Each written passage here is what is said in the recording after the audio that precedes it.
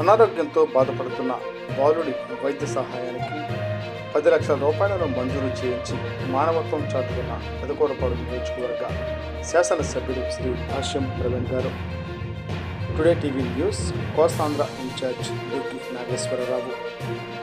పల్నాడు జిల్లా పెదకూరపాడు నియోజకవర్గం అచ్చంపేట మండలం కొండూరు గ్రామానికి చెందిన జోనబోయిన శ్రీను కుమారుడు జోనబోయిన నాగవెంకట్ 11 సంవత్సరాలు. గత కొన్ని నెలలుగా కిడ్నీ సమస్యతో బాధపడుతున్నాడు.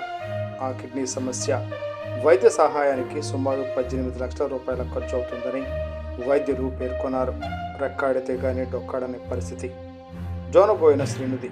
ఈ విషయాన్ని జోనబోయిన శ్రీను స్థానిక నాయకుడు ద్వారా పెదకూరపాడు నియోజకవర్గ శాసనసభ్యులు శ్రీ భాష్యం ప్రవీణ్ గారి దృష్టికి తీసుకువెళ్లారు.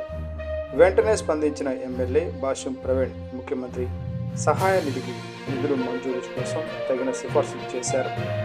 ఎమ్మెల్యే గారి చొరవతో ముఖ్యమంత్రి సహాయ నిధి నుండి 10 లక్షల రూపాయలు మంజూరు చేశారు.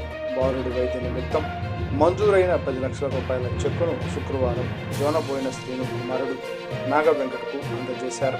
ఈ సందర్భంగా శ్రీను కుటుంబ సభ్యులు, కొండూరు తెలుగుదేశం పార్టీ గ్రామ నాయకులు బాలుడి వైద్యానికి సత్వరమే 10 లక్షలు మంజూరు చేయించడం ఎమ్మెల్యే భాష్యం ప్రవీణ్ గారు మానవత్వాన్ని చాటుకున్నారని నాయకులు పేర్కొన్నారు.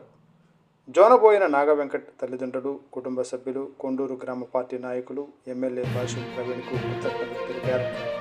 ఈ సందర్భంగా ఎమ్మెల్యే భాష్యం ప్రవీణ్ మాట్లాడుతూ ప్రతి పేదవారికి సీఎం సహాయ నిధి అండగా ఉంటుందని, ప్రతి ఒక్కరం మన రాష్ట్ర ముఖ్యమంత్రి నారా చంద్రబాబు నాయుడు గారికి ధన్యవాదాలు తెలపాలని ఈ సందర్భంగా పేర్కొన్నారు. ఎమ్మెల్యే భాష్యం ప్రవీణ్ వెంట వివిధ హోదాదారులు గల రాష్ట్ర, జిల్లా, నియోజకవర్గ, గ్రామస్థాయి నాయకులు, కార్యకర్తలు, అభిమానులు పాల్గొన్నారు.